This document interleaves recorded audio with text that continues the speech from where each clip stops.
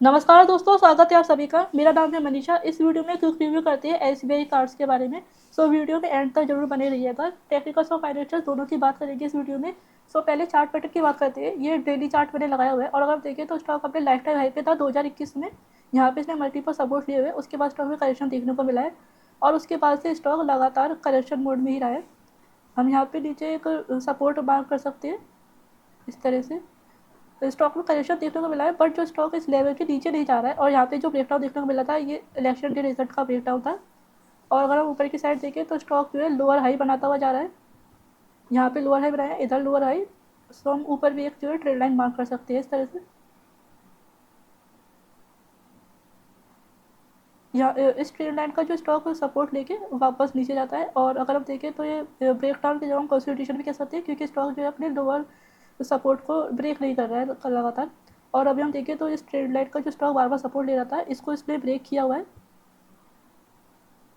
और वॉल्यूम के साथ ब्रेक किया है। 2 दिन से हम देखें तो यहाँ पे काफ़ी ह्यूज वॉल्यूम हमें देखने को मिली है और बुलिश कैंडल की क्लोजिंग भी हो गई है।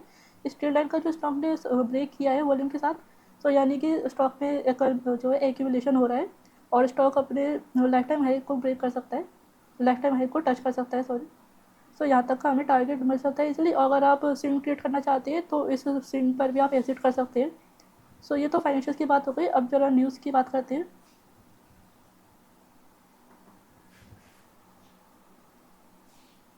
ओके, सो इंडिया से भी card nearing peak of credit cost over next few quarters, Goldman Sachs says.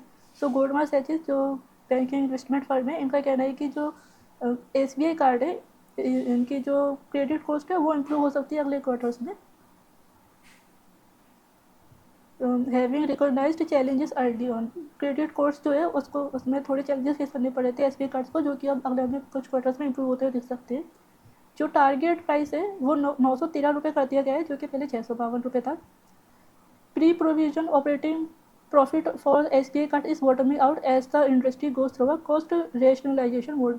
सो जो एसबीआई कार्ड है वो कॉस्ट रेशनलाइजेशन मोड में है।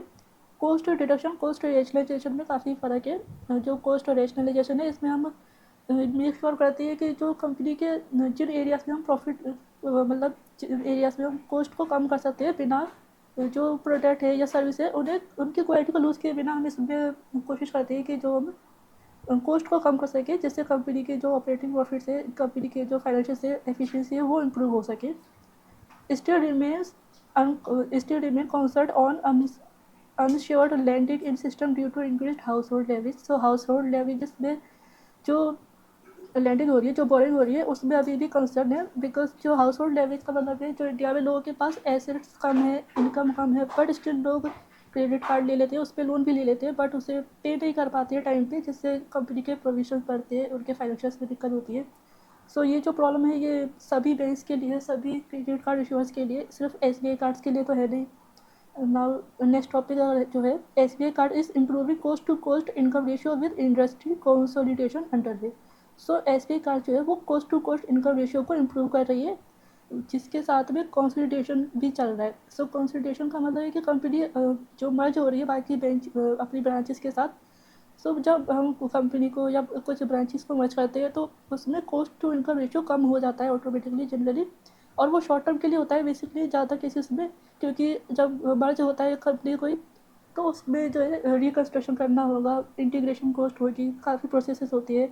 जो रिसोर्सेज है उन्हें कोशिश करनी होती है कि दोनों का जो ब्रांचेस है उनके रिसोर्स को एक साथ कैसे यूज़ किया जाए जिससे हमें ज़्यादा से ज़्यादा इफिशियंसी मिले। सो उसको भी कंपनी जो है इम्प्रूव कर रही है। और कॉस्ट टू इनकम रेशियो की अगर बात करें तो इसको आप निकाल सकते हैं, जो कंपनी की एक्सपेंसेस है उसको कंपनी के प्रॉफिट से अगर डिवाइड करें तो कॉस्ट टू इनकम रेशियो निकलेगा। raises EPS estimates by 7% for financial year 2025 and 21% for financial year 2026। सो जो 2025 में एक्सपेक्टेड है कि 7% से भी बढ़ सकता है और 2026 के लिए 21% से। और ये जो सारे मैं एस्टिमेट्स आपको बता रही हूँ ये फ्यूचर प्रेडिक्शन है, अभी ऐसा हुआ नहीं है, बट जो बैंकिंग फर्म ने ये प्रेडिक्शंस करी है, सो हो सकता है कि इनमें से काफ़ी चीज़ें जो है करेक्ट ही हो prediction. Aspects improvement in credit cost from financial year 2025 and pick up in loan growth in financial year 2026। सो जो क्रेडिट कोर्स है वो भी इम्प्रूव हो सकते हैं और जो पिकअप इन लोन ग्रोथ है वो 2026 में और ज़्यादा होगी। सो लोन ग्रोथ में पिकअप होना यानी ज़्यादा क्रेडिट कार्ड्स इशू करना, लोन इशू करना, जिसका मतलब डायरेक्टली ये नहीं है कि फाइनेंशियल इंप्रूव हो गए, इसकी हम गारंटी नहीं देते, बिकॉज हो सकता है कि जो लोन आगे बांटे जाए वो बैड लोन से में कन्वर्ट हो जाए या फिर लोग उसे लोन चुका ना पाए। तो जो लोन ग्रोथ के साथ साथ क्रेडिट कॉस्ट जो है उसका भी इम्प्रूव होना बहुत ज़रूरी है, वरना फिर जो लोन कंपनी ज़्यादा बांटने से भी फ़ायदा नहीं है अगर उसे वो पैसा वापस ही नहीं मिलेगा, और अगर वो बैड बोरोवर्स के पास पैसा जाएगा तो।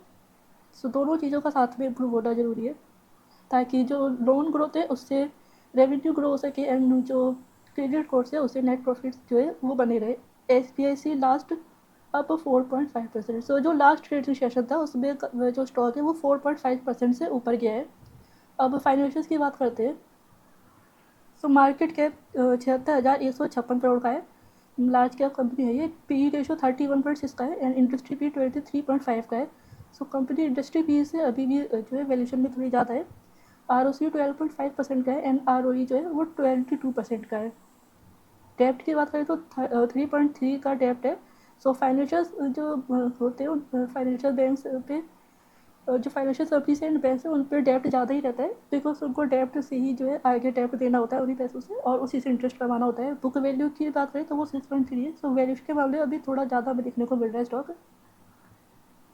इसके पी को अगर हम कंपेयर करें इसके खुद के पी से, तो अगर पी रेशियो देखें तो जो हाईएस्ट था वो 2021 में था, अक्टूबर 2021 में 119 का पी था। और तब जो अगर हम प्राइस की बात करें, सो जब अक्टूबर 2021 में प्राइस भी हाईएस्ट था, अपने लाइफ टाइम हाई पे ट्रेड कर रहा था, और तब से अगर हम देखें तो प्राइस काफ़ी करेक्ट हो चुका है और अपने लोएस्ट लेवल पर ये अभी प्राइस भी चल रहा है।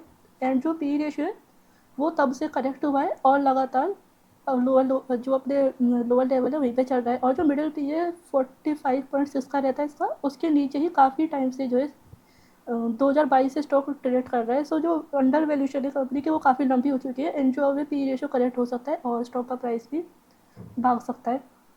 नाउ रिजल्ट्स की बात करें तो क्वार्टरली बेसिस पर हम देखें तो दिसंबर क्वार्टर से जो है रेवेन्यू घटा हुआ है, 4,369 करोड़ का रेवेन्यू है, एंड जो OPM है वो 19% से 17% हुआ है।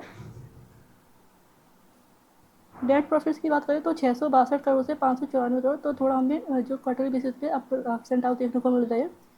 एंड जो प्रोविजंस है जो मैंने आपको बताया था कि हाउस होल्ड डेवलपमेंट बढ़ने की वजह से, वो हम देखें तो जो ग्रॉस NPA वो 3.06% एंड नेट NPA बढ़ के 1.11% हो चुका है।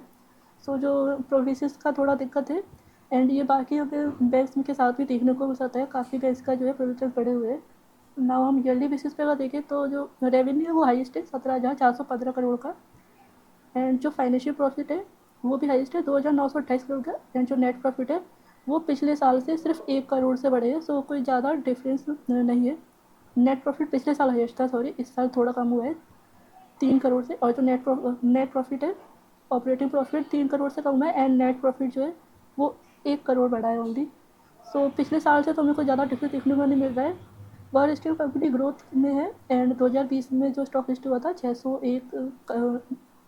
2020 में 1245 करोड़ के नेट प्रॉफिट थे, और अभी की डेट में 2400 करोड़ के नेट प्रॉफिट है। तो जो नेट प्रॉफिट है वो 2 गुना हो चुके, बट जो स्टॉक का प्राइस है वो जब लिस्टिंग के टाइम पे था वहीं पे आज ट्रेड कर रहा है 2 गुना जो है प्रॉफिट्स होने के बाद भी। सो कंपनी काफ़ी टाइम से जो अंडर वैल्यूशन में थी, और जो करेक्शन जो कंसल्टेशन था स्टॉक में वो काफ़ी लंबा हो चुका है, एंड अब जो है हमें ब्रेकआउट देखने को मिल सकता है। डिविडेंड की बात करें तो 2 साल से 10% का ही डिविडेंड है ओनली। बैलेंस शीट की बात करें तो रिजर्व 11,133 करोड़ के, एंड बोरिंग्स 39,891 करोड़ के। सो बोरिंग्स तो कंपनी पे रहेगी बिकॉज ये फाइनेंशियल कंपनी है। कैपेक्स भी कर रही है कंपनी, ऑलरेडी 22 करोड़ का कैपेक्स है। इन्वेस्टमेंट जो है 3,559 करोड़ की कर रही है कंपनी। सो अगर हम देखें तो पिछले साल से काफ़ी ज़्यादा इन्वेस्टमेंट बढ़ाई हुई है, जिससे इनकी अदर इनकम आ रही है। रेशियोज़ की बात करें तो जो ROE है वो 3 सालों से हमें 20% के ऊपर देखने को मिल रहा है। एंड इन्वेस्टर्स की बात करें तो जो प्रमोटर्स है वो कंसिस्टेंट है ऑलमोस्ट 68.62%। जो FII से वो भी ऑलमोस्ट 8.5% के आसपास ही अभी पिछले साल 8.59% थे, अभी 8.72% है। DII जो है वो भी ऑलमोस्ट उतनी है जितने पिछले क्वार्टर में थे, एंड जो पब्लिक है वो भी उतनी है, पब्लिक थोड़ी सी बड़ी है, एंड जो करंट पब्लिक है वो 6.1% है। सो पब्लिक होल्डिंग जो है वो भी काफ़ी कम है इस स्टॉक में। सो इस वीडियो में बस इतना ही। आई होप कि आपको वीडियो अच्छा लगा होगा। अगर आप चैनल पर नए हैं तो चैनल को सब्सक्राइब जरूर कर दीजिए, वीडियो को लाइक कर दीजिए, और कोई भी क्वेश्चन या फीडबैक है तो कमेंट कर दीजिए, आपको रिप्लाई ज़रूर मिलेगा। थैंक्स फॉर वॉचिंग, मिलते हैं नेक्स्ट वीडियो में।